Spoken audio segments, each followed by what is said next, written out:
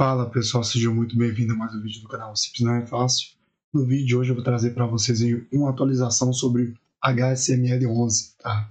Trazer para vocês todos os indicadores da empresa, né? E também uma novidade que saiu aí no dia de ontem a respeito desse NOI aqui, né? O que acontece? Ontem saiu aí um relatório a respeito da gestão, né? Que está sendo classificado como mais eficiente, que aí no caso que tramita aí nos fundos aí de investimentos e no caso dos investidores também um otimismo aí no caso a respeito do fundo, tá? Então teve aí no caso o NOI, para quem não sabe, é o relatório resultado operacional líquido, tá? Então o fundo está tendo aí uns ótimos retornos, vou trazer para vocês o porquê, né? Mas antes disso, não se esqueça de se inscrever no canal e comentar embaixo se você já investe no HSML11, tá? Passar aqui para vocês aqui a respeito. Eu fiz um vídeo mais ou menos aqui em janeiro, né? Em torno do dia 24 mesmo, se eu não me engano. Depois você dá uma olhada aí na playlist aí de fundos imobiliários. E provavelmente eu fiz esse vídeo em torno no meados de janeiro mesmo. E aí, desde lá, o fundo vem performando bem, né? Até agora, já subiu mais de 16%. Então, quem comprou desde a última divulgação do vídeo, provavelmente está bem feliz, né? Aqui no caso, a gente passa aqui, ó, passa só um minutinho. Os indicadores aqui, tem vários indicadores ainda que apontam que o fundo está barato ainda, né? A cotação atual dele está em torno de R$ 80,68. O dividend yield dele está bom ainda pelo setor, está 11,45%. Tá? O preço dividido pelo valor patrimonial abaixo de 1 ainda tem uma boa assimetria de risco. A liquidez diária dele está em torno de 2,47 milhões de negociações por dia, né? A variação em 12 meses está uma queda de torno de 8,59%. Então tem uma boa simetria de risco e ainda tem, não só pelo preço dividido pelo valor patrimonial, tem abaixo de 1, mas pela variação em 12 meses, ainda apresenta aí que o fundo pode subir bem ainda. Tá? Lembrando que esse vídeo não é recomendação de compra de venda. Tá? Quando a gente passa aqui para a rentabilidade real descontada da inflação, em um ano tem uma queda de 12,85%, em 2 anos já tem uma rentabilidade positiva de em torno de 15,61%, e em 5 anos tem uma rentabilidade de em torno de 4% aí. Isso é muito bom, né, porque é descontado a inflação, então você tem um ganho real. Né? Quando a gente passa aqui para baixo, que a gente tem como a gente analisar a taxa de administração, é cobrada em torno de 1,2 ao ano aí de taxa de administração.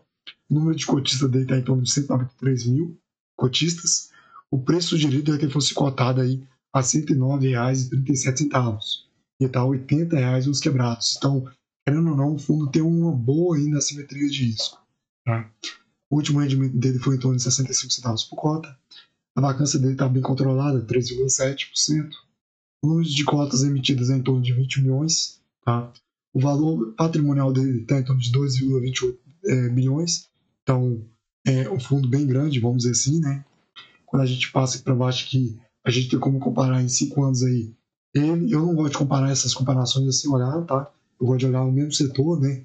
De fundos imobiliários, mas ele está entregando em torno de 40%, enquanto o CDI está entregando em torno de 52,78%. Lembrando que o CDI, no caso, se você investir no Tesouro Direto aí, olhando, se tem CDBs também, né?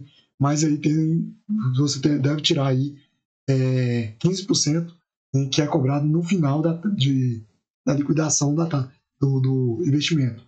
Né? Então, 52% menos 15% de IR, né, na taxa final. Se caso você resgatar antes do título, provavelmente vai ser maior a taxa. Né? Só para lembrar, por isso que eu gosto de comparar por setor. Tá? Mas é só olhando bem aqui, que os fundos imobiliários ainda é livre de imposto de renda, então os dividendos ali, no caso, então acaba valendo a pena mais investir em fundos imobiliários do que renda fixa, ao meu ver, tá? Isso aqui é muito pessoal, eu acho, mas é só um atento aí que eu coloquei aqui no vídeo, tá? E aqui no caso, em comparação aqui, HSML contra os outros pares, em dividend yield ele está levando aí a melhor, tá? Em preço dividido pelo valor patrimonial também, ele pede aqui pelos outros fundos, esse fundo imobiliário aqui, mas eu não conheço, tá? Mas ele logo em seguida, ele tecnicamente está melhor. Então, para mim, ao meu ver, ele é o melhor. Eu não conheço outro fundo imobiliário aqui, né? Posso até dar uma olhada depois a respeito dele. Valor patrimonial dele é 2,28 e, é claro, XPML é o maior aqui pelo setor de shopping centers, né? Quando a gente passa aqui, a gente tem como ver aqui os estados de atuação, então são 5 estados, né? A maior parte dos shoppings pertence a lá em São Paulo, né? E as outras partes que está todos representando com um ativo do fundo, né? Quando a gente passa pela relatório gerencial, aqui o fundo aqui passa aqui a respeito, tem como a gente olhar alguns indicadores que o gestor passa para a gente, né? Aqui, ó, a distribuição de dividendos do fundo foi de 65 centavos por cota neste mês de janeiro, tá? Outras despesas foram impactadas pelas despesas judiciais, consultoria e anuidade da B3 para 2025. Está previsto um recebimento de em torno de 2 parcelas pela venda de 30% do Shopping Pátio Maceió e 2 parcelas pela venda de 25% do Shopping Uberaba, totalizando ganho de capital projetado de 34 milhões de reais, tá? Equivalente a R$1,65 por cota. Então, sensacional, né? E aqui no caso, ó, o resultado acumulado no fundo para o final do mês foi de em torno de 77 centavos por cota. Então, a projeção aqui de distribuição, né? Então, deve ser paga aí ao longo de 2025 em algum momento, né? Provavelmente pode diluir isso aí, né? Em vez de pagar aí esses 1,65 também por cota, ele diluir, pagar que nem aqui foi fevereiro foi pago 0,65 e pagar aí talvez um e pouco, né? Diluir esse resultado aí ao longo de 2025, né? Quando a gente passa aqui, ó, tem como a gente olhar aqui também a alavancagem do fundo, né? Ele estava bem alavancado aí em 2022, em torno de 35% mais ou menos, se manteve nisso aí até meados de 2023, né? E em 2024 ele vem desalavancando e atualmente está em 19,4% de alavancagem. Está bem alto ainda, mas querendo ou não, eles têm aqui a perspectiva aqui de cronograma de amortizações que até 2037 ele deve diminuir aí essa alavancagem. Creio eu que deve fazer isso aí ao longo do tempo, né? O que mais aqui? Tem como passar para vocês aqui. A inadimplência encerrou em dezembro em torno de uma queda de 1,3%. Em janeiro subiu para 3,8%, tá? Isso aqui é algo que a gente deve ficar de olho, tá? E aqui também a taxa de ocupação bem em linha aí, em torno de 96,3%, tá se mantendo aí, né? Então isso é muito bom, né? O que mais passa para vocês aqui? Tem como você acompanhar os shoppings que o fundo detém em portfólio, né? Então, são, vamos dizer assim, bem diversificados. Poderia ter mais shopping centers, mas, querendo ou não, pelo menos está diversificado, né? O que mais aqui? Tem como você acompanhar aqui os shoppings que ele detém em portfólio. Esse aqui é o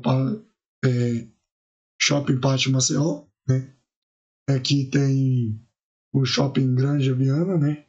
Então, bem grande, bem conhecido, tá? Tem como vocês acompanhar esse aí também, olhando aí, baixando o relatório gerencial, tá? E aqui também, se você quiser ver um por um, tem aqui no YouTube também, tá? Era mais isso que eu queria trazer para vocês a respeito, tá? Desse NOI aí, no caso aí, esse resultado operacional aí, líquido, que o fundo obteve aí, no caso, conseguiu, e isso, querendo ou não, não só é uma melhora para o fundo, mas também para a gente que é cotista aí, isso, querendo ou não, pode se tornar até mais dividendos, se tornar mais dividendos aí ao longo de 2025, né? Comente aí o que você achou do vídeo, não se esqueça de se inscrever no canal, e era isso. Até a próxima.